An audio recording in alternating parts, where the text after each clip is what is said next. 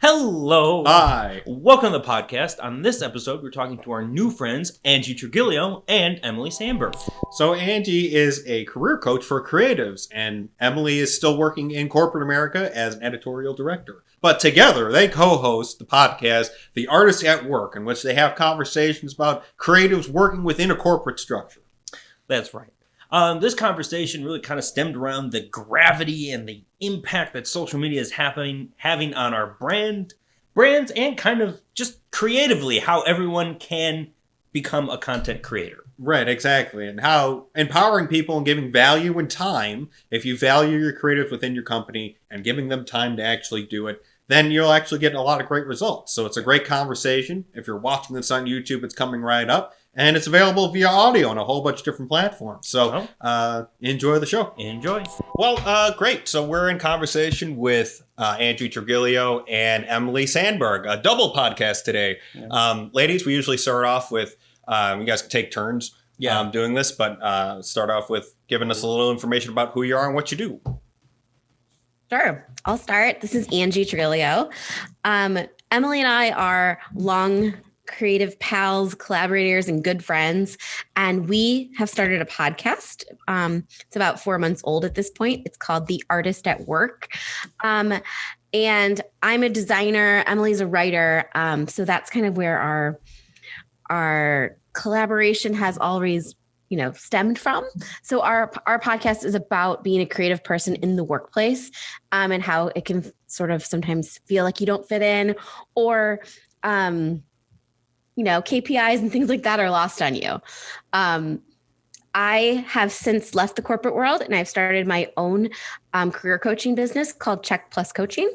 And I'm focused on helping creative professionals get unstuck, find out what's next, and all that kind of stuff.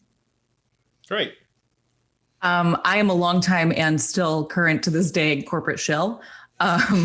Right now, I am the editorial director at an insurance marketplace called The Zebra, based out of Austin, Texas. And Ange said everything that I could say, but more eloquently. I have spent nearly 20 years trying to make myself fit into corporate spaces in ways that don't fit. So we sort of have been talking for quite a long time about how to be creative in corporate spaces, and here we are. Great. Yeah. And so we got congratulations on starting a podcast and having it run for 4 months so far. And it sounds like you guys are going to have a little bit more once that's done. Because that's a lot of people end up stopping podcasts at a certain point, and just because it gets tiresome, or, it gets kind of stressful setting everything up. And then trying to find the guest and everything, which you guys are going to run into that problem of eventually. We know you just did your first live guest, but all of a sudden they start to come harder and harder to come by. As your network slowly dwindles.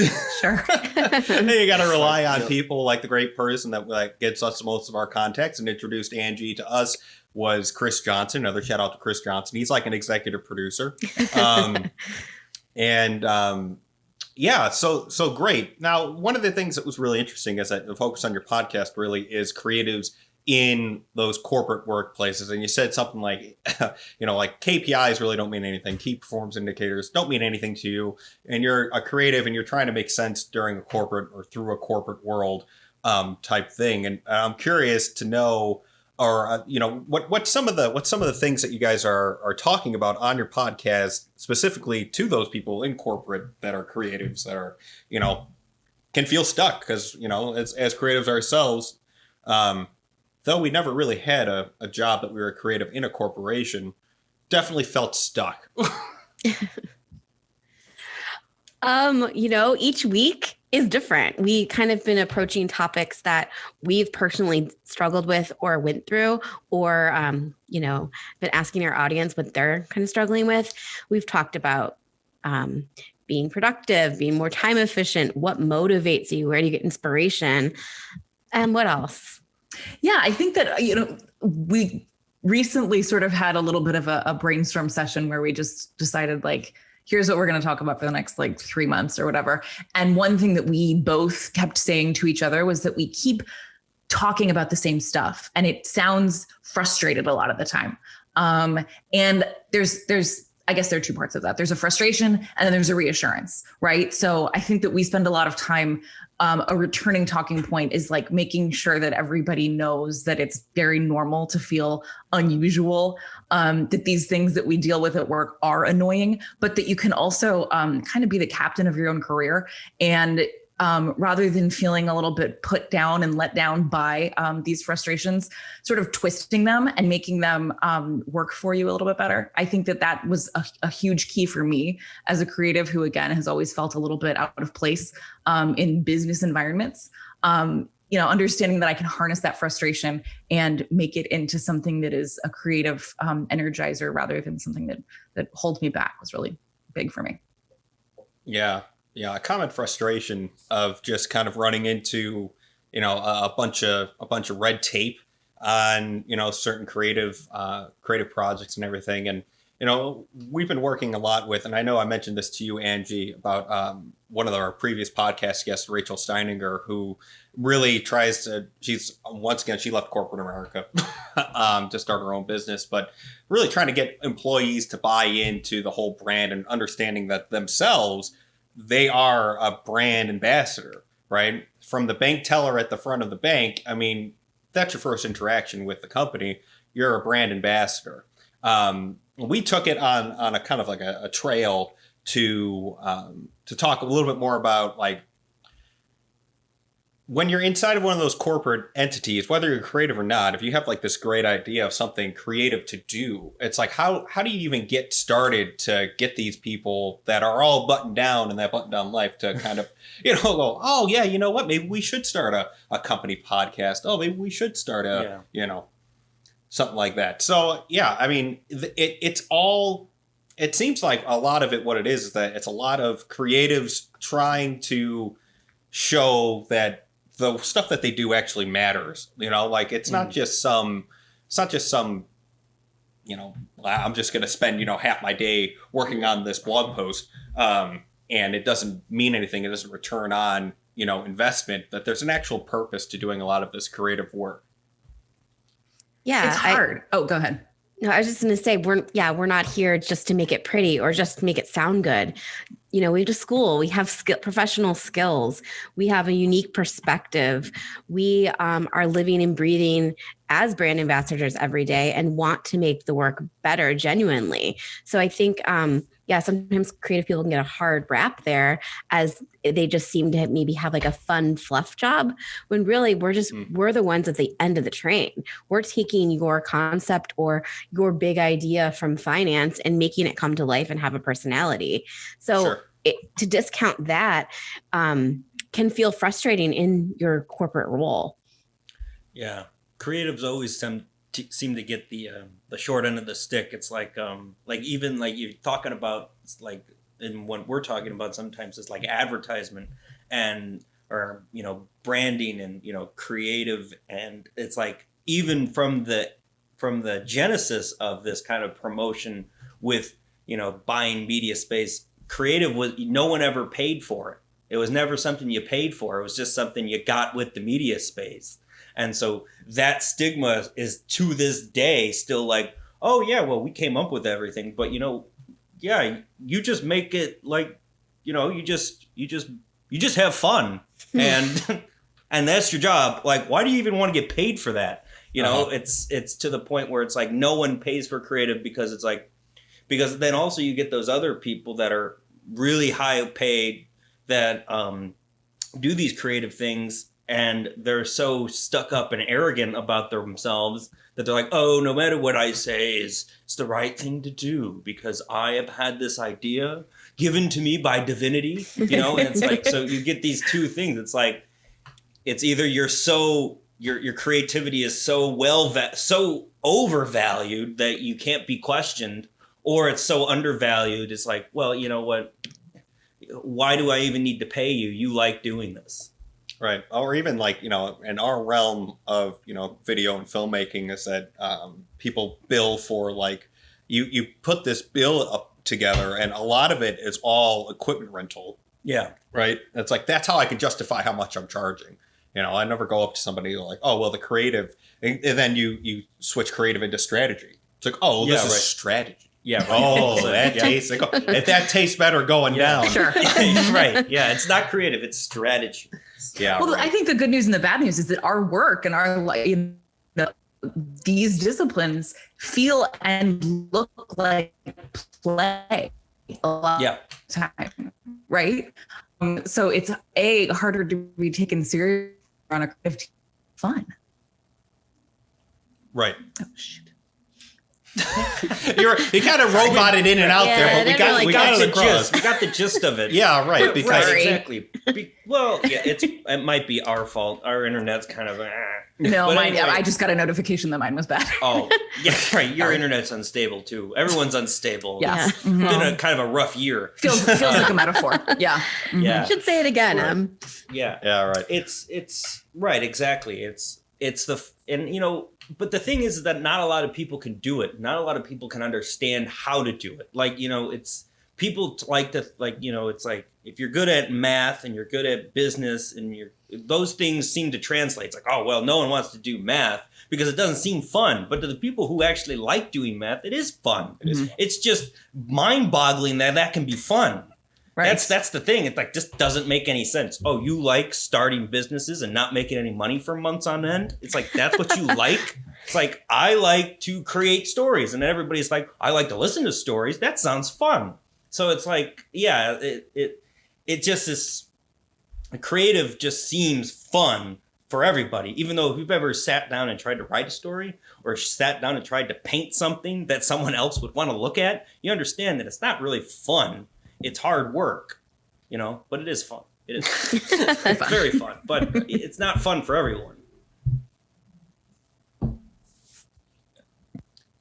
Yeah. So Emily, if you wanted to repeat what you said, because I mean, we got the gist of it, but Sure. No, I was really just saying that, the flip side, creative teams aren't really revenue centers, right? So people kind of tend to dismiss or gloss over a lot of the expertise that we as creatives may bring to the table. Sure. But the other side of that is that our work feels and looks like play a lot of the time. yeah, right. Angie and I have collaborated on a ton of different projects over the years that really have been hilarious and funny, and it's a joy. There is a joy to creativity that I have a hard time believing exists in your disciplines like accounting and coding. I'm sure there's plenty of fun to be had there that I don't know about, but I don't know. Being a maker is really fun and really funny a lot of the time. Yeah, they love that stuff. I know. Coders, they love it. Like, we're working on an app right now, and I know that Mario Vallejo loves doing that stuff. Like, he wakes up early. It's like, what, it's at 5:30? He's up there and he's coding, and then he's drinking. It's just loves it. Absolutely loves it. But what was interesting is that our last podcast episode with Jennifer Palais, we spoke about this very same thing and how it is creative that actually sells. It is the story that actually sells, right? Without it, nobody cares. Nobody's willing to dive into something that's all money and product, right? You don't buy with your head. Most people don't buy with their heads. Like, maybe if it's a very large purpose, but even then you justify the price because of what you feel. It's like, I really need that pair of sunglasses. That's literally what's on my mind right now. There's a pair of sunglasses. It's pink. They're really, really cool. Right. But it's like, I need those sunglasses. It's not about the price, right? I mean, sure, I have to justify it, but then it's about the actual feeling that you get. And so when you're able to harness into that, and just to go back, that's what Jennifer was talking about for the majority of it, especially at the end of the conclusion is we get the strategy behind, comprehensive storytelling, the creative that has to be put into that have to be valued. And are just as important as the final numbers that come in and the accounting team, because it all works within unison. If not, then takes a village. Mm-hmm. Right, exactly. Yeah. So we've established that art is important, and we've established that creativity is important. But now let's talk a little bit more, because we do usually spend a lot of our time on the independent, solopreneur creatives, the independent marketing companies, and like all those people that are these small boutique shops. But your expertise, both of you, is a little bit more in that old corporate world where these people still exist and are kind of struggling maybe struggling to get this creative, I guess, approved. And I'm wondering what your thoughts are about, like, what are some, I guess, what are your ideas of like how that process works and how they can potentially, shift things within that company's corporate structure to get stuff actually done that might actually move the needle to do something? Well, I feel like we've been really lucky. When we worked together in a big corporate job, we had a really, really great leader. Like our director was our number one champion. She was big idea, but she wasn't a technical creative, right? She doesn't have a writing background or design background. So she wasn't able to get in there and do the work. She could write some copy. She could sketch for you, but she wasn't going to take your mouse. Right. So she really gave us some legs and the ability to brainstorm and work through things on our own.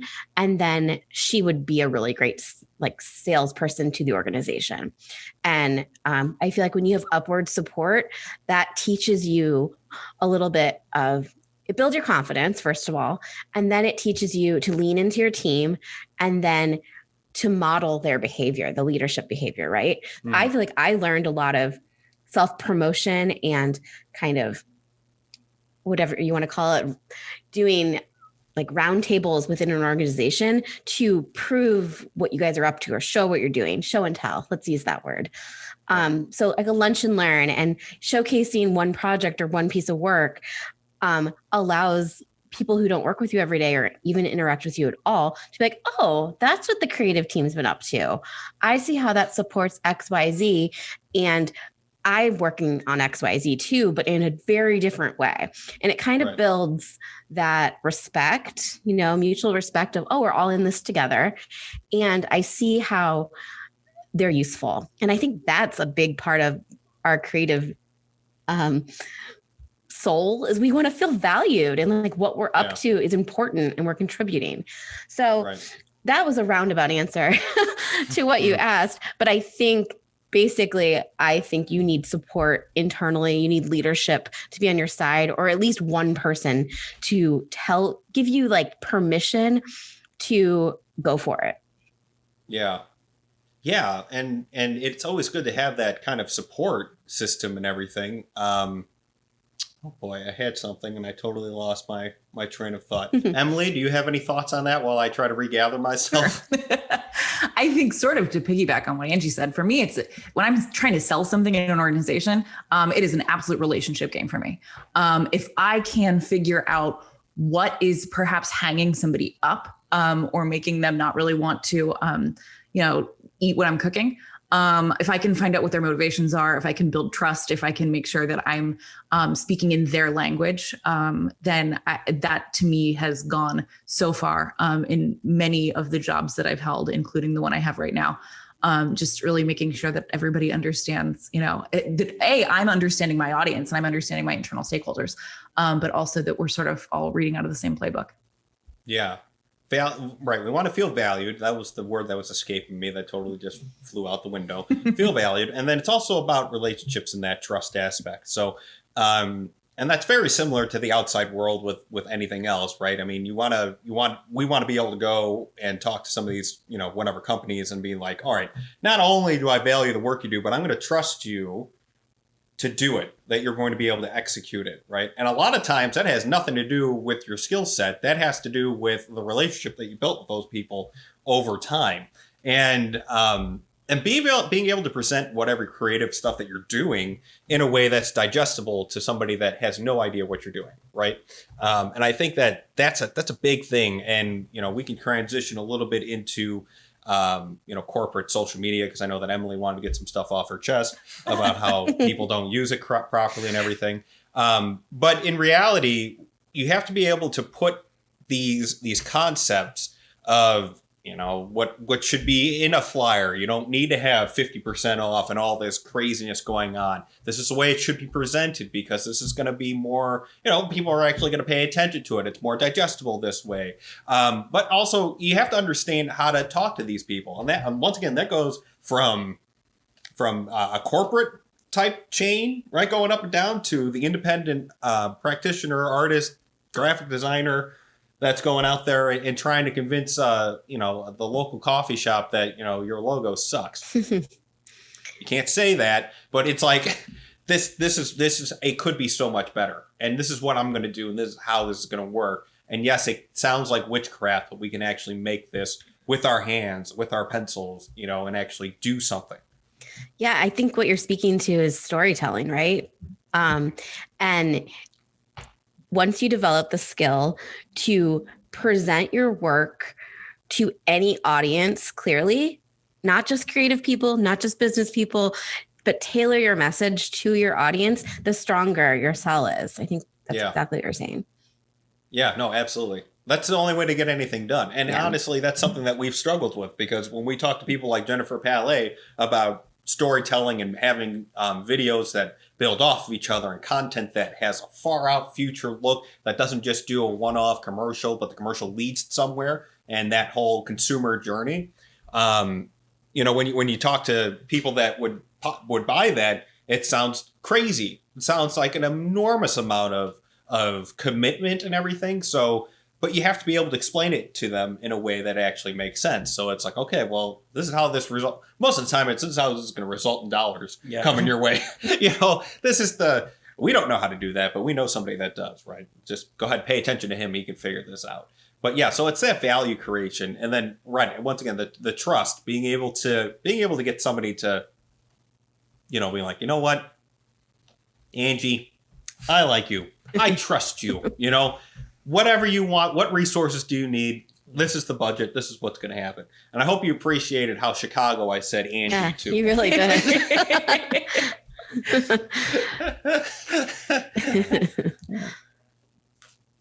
Yeah. And you know what? He thought he was doing the accent only there. Yeah, that's right. That's right. Yeah, right. That's when I really dove deep into it. It's when he really tried to really dive deep. The first time you said her name sounded exactly the same. Oh, did it? Oh, okay. Well, I think I did the whole, my cheek was off to the side a little bit. So that's why I thought. Yeah. So let's transition a little bit. Let's talk about social media, because everybody needs it and everybody has to have it, but nobody knows what the hell they're doing or anything else like that. And I think that internally, there's a lot of people that get hired as social media managers that then are told that they have to do absolutely everything regarding social media. And there's just no possible way for them to ever be able to do all of that. And so from your standpoint with the creative, it's, how do you ask for help inside of a corporation when you can get hired? It's like, okay, well, I was hired to post stuff, and now I'm going out there and I'm taking pictures of stuff. How do you ask for help? How do you ask for, you're right. How do you, yeah, right. And I guess it just goes back down to trust, but I'll let you guys go ahead and rant on that for a little bit. I think there's asking for help. I think part of the whole social media blob of stuff is that, everyone's looking at the next shiny thing all the time, right? Sure. We have one guy at my organization who runs all of our social media, and in any given week, he could be spending 60% of his time on Twitter, or he's, doesn't open it for 3 days and then is just having kind of an Instagram week. And then you have people asking questions like, well, why aren't we on TikTok? Well, do you need to be on TikTok? You're a brand. It's a very, everyone gets excited about the new cool thing.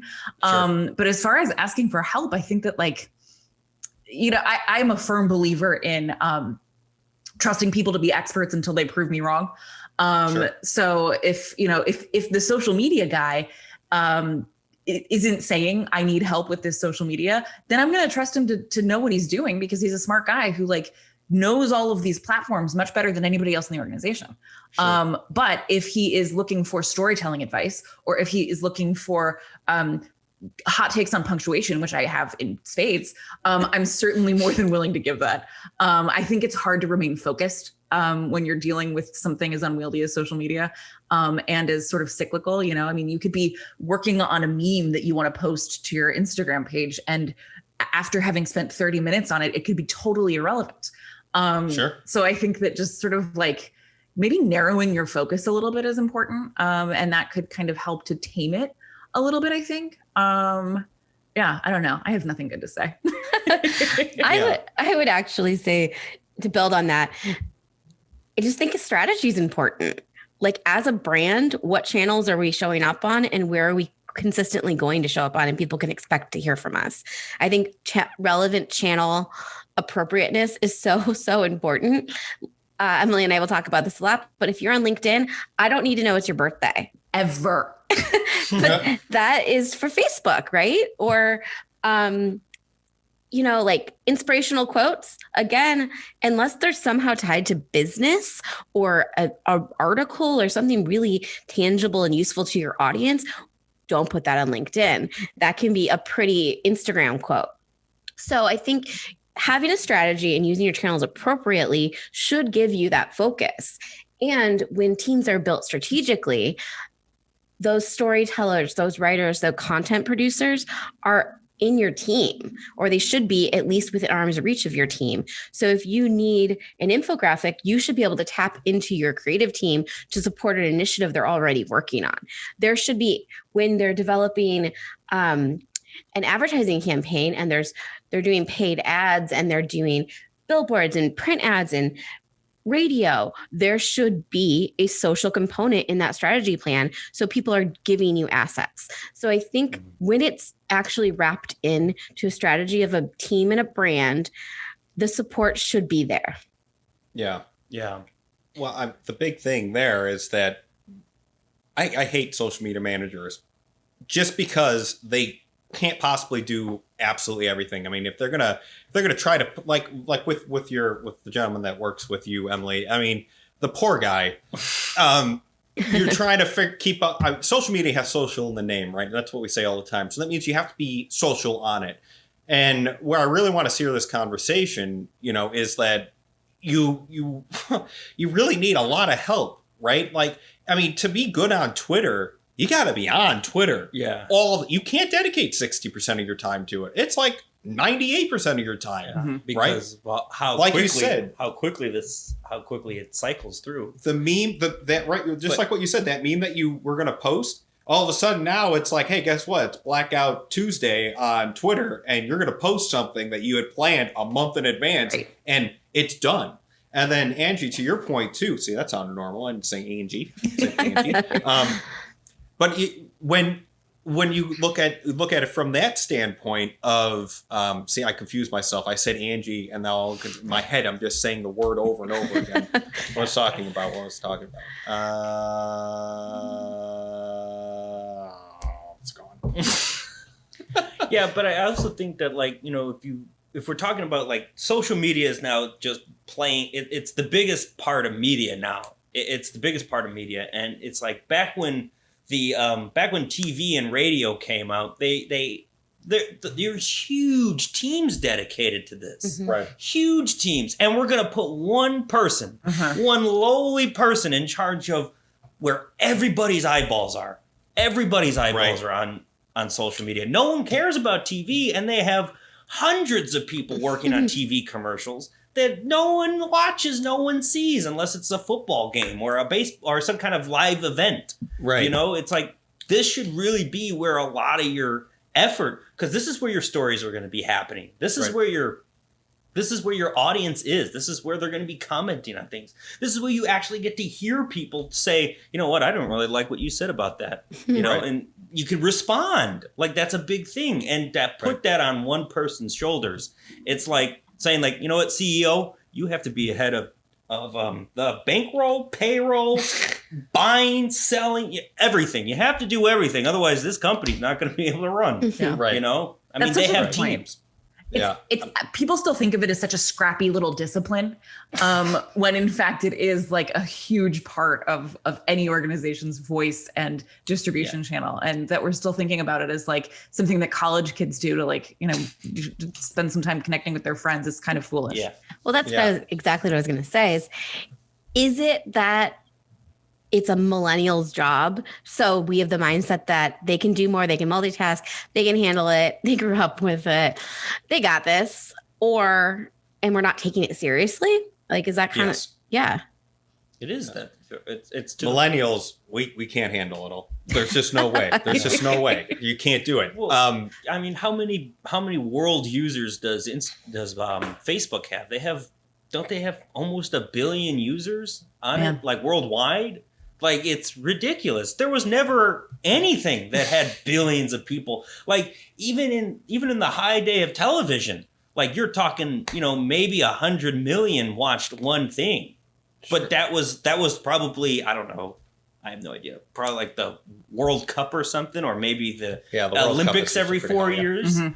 But it's just on a scale that we have never witnessed before. And to put that on one person, it's just so much, like, it's the gravity of, and I think, and a billion people. Right. I remember what I was going to say, Angie, and that was, and Emily, because you're in this conversation too. Sorry, I mean, he just likes to keep saying it so that he he can hide his accent. Name. So he can hide his accent. It's a fun name to say. But you almost made me forget what I was going to say. But how are you not having the social media, even, it should be the center of every advertising marketing thing. That should all be everything that you're thinking about. Like that's where it's at. Like to even have it like, oh yeah, and then there'll be one page on social. It's like, no, the whole thing should be on, like, if you're going to have a 10-page brief on this, it should be the one page should be what you do on TV. And radio. Right. Mm-hmm. Which we're saying like, oh, the same stuff or whatever. But another really important part, and the important part about social media people don't really understand, is that it has created porous storytelling. Okay, and that means that if I say something, we can tweet right now to the President of the United States, and there's a chance that we get a tweet back. Less of a chance with this president. Maybe, yeah, right. Well, Donald Trump, he tweeted us back, no problem. But you can respond. There's the response. It's the echo of it, right? And once again, to put that on one person to then have to also respond to everything, not just post. You can't just post. Then people are going to respond to it too. Larger the corporation, larger the audience, more likely you're going to get more people to respond. You have to be on top of that stuff. Yeah. Like, that's just an obnoxious, like, they should be getting paid like $500,000 more. It should be 1% of the company's profits. I wonder if we have some sort of, and when I say we, I use the royal we, there has to be some sort of psychological block because it's free. You have to pay to get on TV, but you do not need to pay to get an Instagram account or a Twitter account. So perhaps because it's so democratized, we think of it as a little bit more of a less than media, which is not true. There's a lot of interesting things that the internet kind of just circumnavigates all of our little normal blockers of norms. It's like, oh, that's free, so that should be. Basically, some intern should be able to do it for $15,000 for the whole year, and he should be able to do everything because you know what, he grew up with it. Right. It's like people who grew up with. You don't say that about anything else. Like you grew up with this, so you understand. Does everybody know who grew up with? I mean, like we don't say that with cars. Like, oh, you grew up with cars, you should know everything about them. It's like and fix them. No, I don't know everything about cars. It's like, oh, you grew up in a city. You should know everything about this city. Everything, all of it. It's right. Who's your alderman? Who was your alderman when you were 5? What? It's like, no, I don't know everything about anything that I grew up with. It's just now I'm a little bit more in tune with it. But, that's, especially on the internet and in technology, there are things that I don't know about the newest form of social media, and what are we supposed to do? It's like, well, you know what, TikTok, let's just hire a Gen Zer fresh out of high school, pay him $10 because it's actually less expensive now because it's more free somehow, and he'll do it for the rest of his life. It's a skill set, and it's a huge undertaking for one person. Yeah, and I think that's a big pitfall to fall into, especially with any generation, because every generation is going to have a new form of social media, it seems like, that they're an expert in, quote unquote. But in reality, it's like there's so much more to these platforms than doing it for yourself, right? It's easy enough to do it for yourself, but when you try to embody a brand, that's something completely different. Even if you own the brand, it's hard. Well, it's actually more difficult, I think, if you own the brand, because then you're so close to it. Sure. It's hard to differentiate what you are versus what the brand is. And everybody has a really tough time trying to explain someone else who they are. It's like, who are you? It's like, I don't know. Actually, the first time we put it on the podcast, that was the way Frank worded the question was, who are you? And he's like, whoa, that's a loaded question. It's like, I don't know who I am. So it's who am I? Who am I? That's a deep question. I don't know if I can answer that. But yeah, it's very difficult. And like, I think the consensus is, at least here, at least I think, is that it definitely has to be it has to be looked at as not just like not just, oh yeah, well, have an intern do it. You know, it does not affect our bottom line. It's it really does. Well, and I think one thing we haven't really talked to is in a corporate space, there's a difference between a social media manager and a community manager, right? So a community manager is the one who's in those everyday conversations, in the DMs, the ones, being Oreo on Twitter.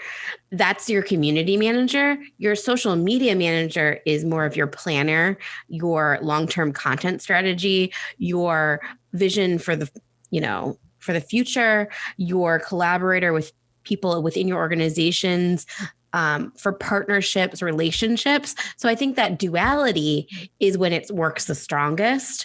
But again, I think it's really important that they're like tied up into the marketing team or the content team or whatever it is. So there is like that support and amplification of everything else that's going on. Because if you put it just on like a kid coming out of school, they can use the tools, they know what they're doing, but they haven't been in the corporate space. They haven't been in the environment of working 9 to 5 and not like seeing their friends at lunch and taking naps. I don't know. Like, it's super different coming from a university background or a startup or something and dropping yourselves into a corporate landscape. And I think even just meetings that you sit in and then trying to understand you get your work done. And should I be on my phone? Does it look like I'm not working because I'm doing social? I think there's all of these like things to work through from that job role. Yeah. And I would, first of all, I had never even heard of community manager before. That's the first that's news to me. It does sound like that would be that's a good place to have it. And I'm curious because it doesn't seem like from what I've read in these descriptions for the social media manager, it has everything. Like there's no line. They're managing social media. Yeah. They're creating the content. They're talking to people when they get talked to, and so there definitely has to be somebody there and to your point, just all connecting up into the whole marketing strategy and what's actually being done. Because if not, then you could have 1 million people running in 1 million different directions, right? And that's not going to help the marketing team or marketing that company at all. Because if you don't know what the social media is doing and how that ties into what, the content guys are doing and how that ties into the conversations that they're having, then none of it's going to make any sense, and you're just going to be spinning your wheel and you're going to be stuck in the snow. So, curious now again. So, we've been talking a little bit about how, there are these really important people in, for managing social media and doing all this stuff. And I mentioned Rachel Steininger at the beginning of the podcast. And how she's trying to get everybody kind of involved. And when we had our conversation with her, we were big proponents of, people that were inside of the organization actually going out and trying to do their own or helping out with that content creation. Because they're the ones that are in the brand. They're the ones that understand the brand. They're the ones that work it day in and day out. She kind of, and in a way said like, oh yeah, maybe you might find a couple people, but in reality, for the most part, most people just want to come in and do their job and leave. But I'm curious on your thoughts on that, on, within the creatives that are inside of the corporation already to then ask to pitch in. Maybe they are creative, but they're in the accounting department. You don't know, right? Because that happens all the time. And they have this great idea. I just spoke to somebody the other day that's trying to get a podcast about underwriting. right? So insurance and everything. I think I might have told this to you, Angie, before, but that he's just like, I want to get this podcast done because it's so interesting, the conversations I have on a day-to-day basis with these experts. But he's not he is a creative, but he's not in the creative department of that company, and actually going out and doing that stuff, and how valuable that could potentially be for these companies to then, try to foster people to come out of the woodworks and help them out with this content creation and social media. I spend a lot of my time in my workplace making sure that everybody knows that just because I have the job I have, I'm not the sole steward and the sole owner of content, right? Everybody is a content creator, whether that is a Slack message, whether that is an email, whatever it is, we are all content creators. And it's really, I think, rude and selfish to be a content person who cannot understand that everybody is a content creator in whatever form that takes. We've had some good success with employee profiles on our social media accounts, looking at, to your point, your accounting team or our internal insurance agency that actually is selling policies to consumers, and doing sort of spotlights and, making sure that those people are empowered to sort of be, again, as we mentioned, at the top of the podcast, kind of like brand stewards in all of their forms. So I think that, again, democratizing content, because we all have access to these tools. Not everybody sitting in the organization has the password to the Instagram account, but we should all be able to contribute to it in some way if and when we want to. And I think that diversifies point of view. I think that it shares, a ton about corporate culture in general. And I just think that, again, a lot of this is just quantity. And filling that pipeline with content by allowing other people, keys to the kingdom is really, I think, critical. Yeah. I want to build on what you're saying about company culture. I think that's keystone in all of this is if you are a part of a culture or you instill a culture in an organization that is about helping each other and building each other up and, giving more than taking, this kind of stuff comes naturally. In the last couple organizations I was in, people were asking to help each other. And I think it's just part of hiring the right people, being on the right team and having the right energy and spirit in the room. And for better or for worse, initiative like starting a podcast for a brand or for a company or for a little piece of your team, just make it. I don't know. And then, share it. And if the big guys up top decide that's not what you should be doing or not what our brand should be doing, then it stops. But make it. Don't ask for permission, I think, is a way to make change and do big things at work sometimes. Because honestly, you're probably just, using a little bit of your personal time. You're not using resources or doing any harm, really. You're just showing that you can do something else and you're excited about it and passionate about it. And XYZ, put a case study together, how it's going to help the business. Yeah. Yeah. Right. Well, there you go. And it's also shows that you value your position within the company as well. I mean, it's like, hey, I'm pretty committed here. You don't go and start a blog when you're not committed to what you're doing. You don't like what you're doing. And to then squash that as higher up, because that's not where you should be spending your own time. Go sell, Right. And I think one of the things I was going to say too, and I don't know exactly how I got to this, because I used to tell this to a lot of people when we were talking to Rachel Steininger and we were talking about these things. But it's like, if you all of a sudden go up and say, hey, this is what I like to do. And you say, hey, I'm going to do this for the company, or I love talking about whatever, let's say it's accounting. And I really like talking to people about accounting. I'm passionate about this. And I want to do, and I somehow have the resources on my own to do a podcast about it. All of a sudden, then if the company shares that, and it's like, you know what, you're like the ambassador to people who don't know a lot about accounting. You're like almost our expert into that field. You're helping promote the brand of this company through your expertise, and you're like the expert in that field. and you get to tell other people, and you get to share that on your own social media, and it's all coming back to that brand in a positive way.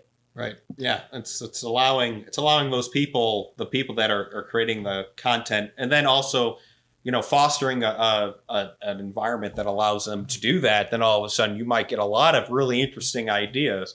I'm struck with an idea from another conversation that I had with somebody. I cannot remember his name for the life of me, but he created like this app that allows people to anonymously submit ideas. Just that's the whole platform. Any idea, right? Just kind of like, from the janitor all the way up to the CEO. You would never know who came up with the idea, kind of giving everybody an even playing field. And from a content standpoint and a marketing and a brand and, like stuff that people want to do, that's gold. Because in reality, like I'll tell a story about the time that I used to work at FedEx. We came up with this great new way of doing training videos that Jack and I ended up shooting because we're like, listen, like this is a good way to do this. Your training videos are just monotonous, boring garbage, and we can actually make this kind of entertaining. Now, because I was a courier and I was a part-time courier, I couldn't get anywhere. I just got red tape after red tape, bureaucracy, this. Oh, well, then it has to be approved by this person. And then we can't pay you outside because you're an employee of. So, but if you quit, then we still aren't going to do anything, which they didn't. Well, right. So it's like we like these ideas coming from the bottom, but you can't do them. It's like, what? Right. It's like, why wouldn't you want to bring that in? Right. And so, but in a tool with that, then possibly FedEx is a huge corporation and so many workers that whole platform would just be filled with a whole bunch of nonsense that you get buried very quickly. But if you have a culture that allows for that to happen, you can get great ideas like that, and you can really have people then go, you know what? Yeah, sure. They started off as an accountant, but now he's head of content. Yeah.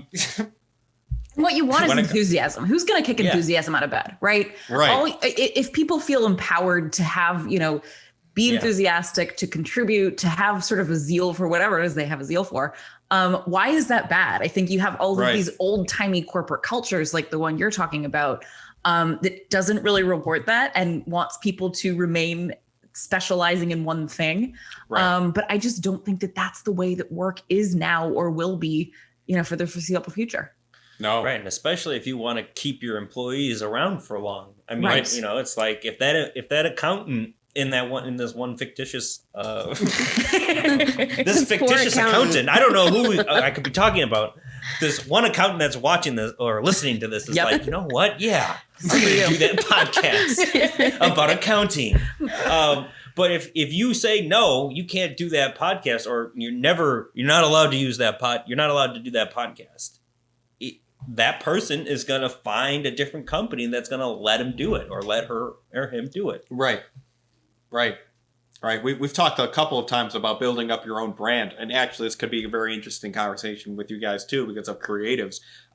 You build up your own brand while also building up the brand's brand. Yeah. Unfortunately, that's the way that had to come out. Right. But you build up your own brand on social media, LinkedIn. You're making all these personal connections and really being able to showcase who you are and what you do. And that does, in turn, help out the brand, because then it's like all of a sudden it's like, oh, yeah, well, he's a part of our organization. Mm-hmm. It's like, don't you want to He knows what he's talking about. He has But if they're not allowed to do what they want to do, all those connection, everything go with them. And so from a creative standpoint within a corporation, I'm hoping you guys can speak on this, is that, you can build up your work and you can make all these connections and do all this stuff on your own to build up yourself, then hopefully put a little bit of pressure on the corporate guys to like, hey, let me do something. Let me do something that I want to do that I think might work. I think it's, we're so lucky to have access to these tools, not only as organizations and corporations, but as individuals, right?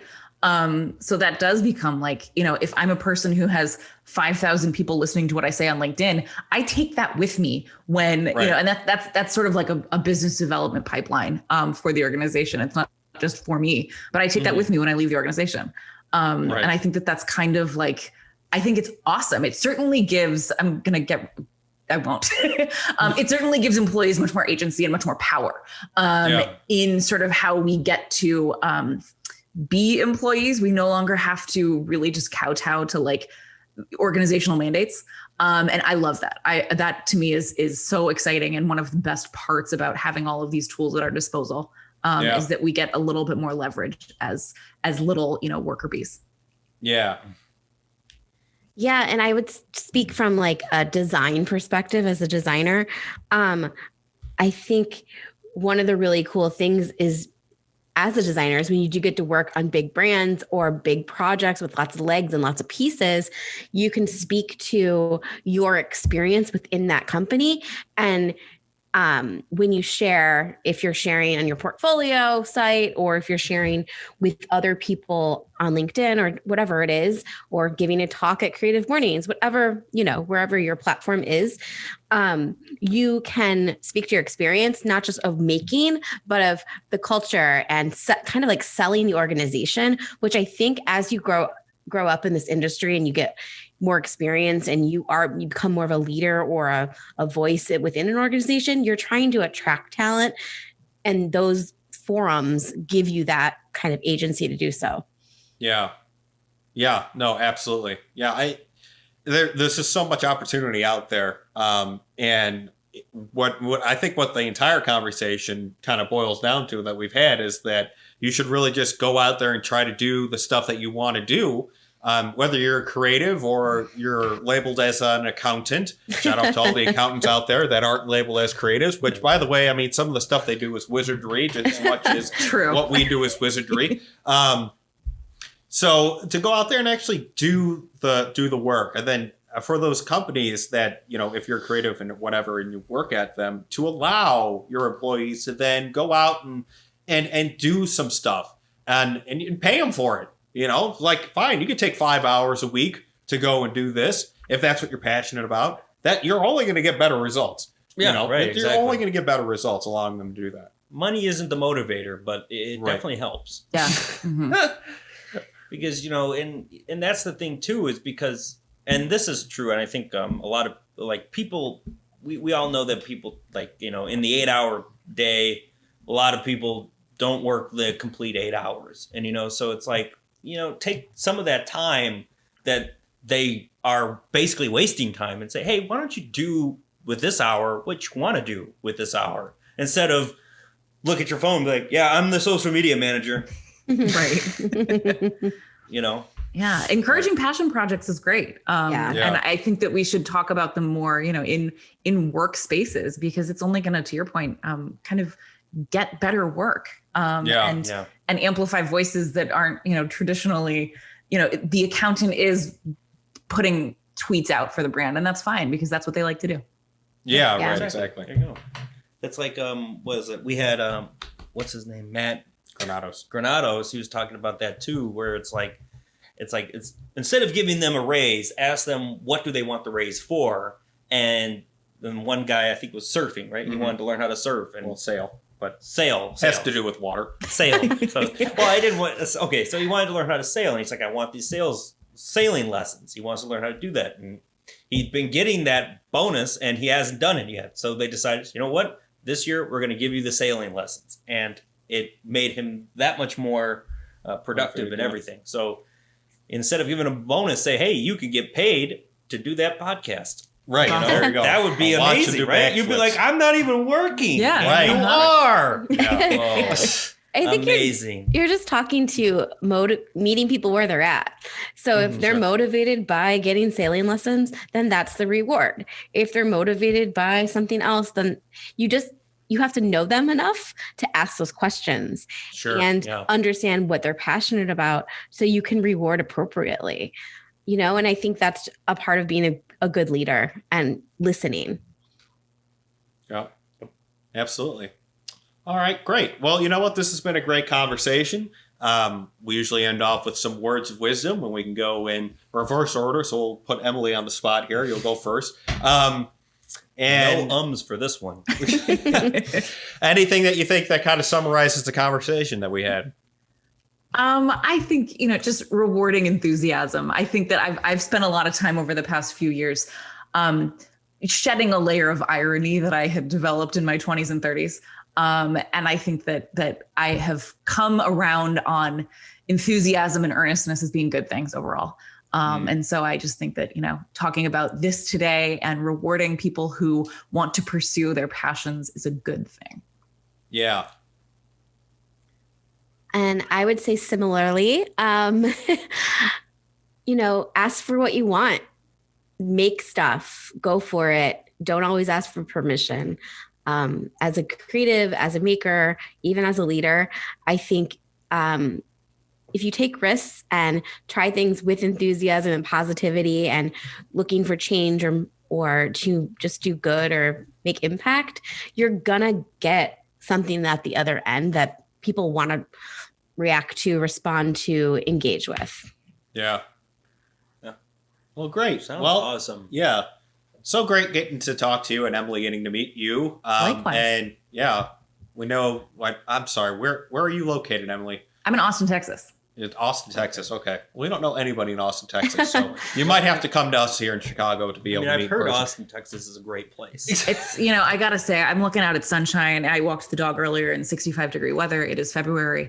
You kind of can't beat it. I miss Chicago, but not always, and certainly not today. I miss Austin in the winter. That's why I grow my hair out, so I don't have to wear a hat. Nice. Right. There you go. It's got the fuzzball going. But we'll eventually find some time that we can all meet in person and actually, have a beer or something like that and talk more about creatives and everything. Yeah, so right. we'll definitely look forward to that. We will be eagerly awaiting our invite on your podcast. We will be happy to have you. Yeah. So that was a great conversation. Love talking about creatives working within the corporate structure. I don't think that's talked about enough. And then also how important social media is. And you can't put all that on one person. Right. And, it's some of those things like, you can't, people have to realize that you no longer have to segment people off into certain things. Like if your discipline is creative, it doesn't mean you all have to do all creative. Right. If you're an accountant, you could be creative. You could have your own accountant podcast, which, is the theme of this podcast. Right. We're going to turn it into a podcast. We're going to turn it into an accounting podcast. There's some other great content here to our whatever direction this is. I don't want to try to figure it out. But thanks for all the support, guys.